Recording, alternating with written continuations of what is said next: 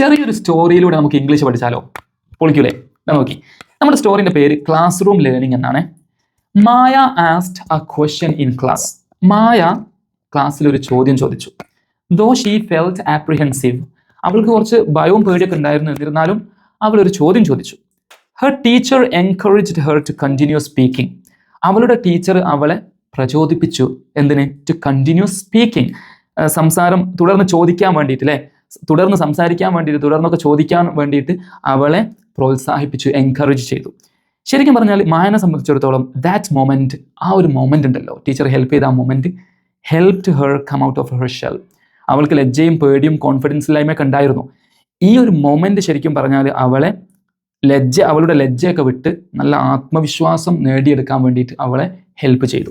2 vocabulary ഇന്ന് നിങ്ങൾ പഠിച്ചു. ഒന്ന്, ആപ്രിഹെൻസീവ് എന്നുള്ളതാണ്. ആപ്രിഹെൻസീവ് എന്ന് പറഞ്ഞാൽ അല്പം ഭയമുള്ള എന്നുള്ള അർത്ഥമാണ് വരുന്നത്. അല്പം ഭയമുള്ള, ആശങ്കയുള്ള, വേറീഡ് അല്ലെങ്കിൽ നെർവസ് എന്നൊക്കെയാണ് അർത്ഥം വരുന്നത്.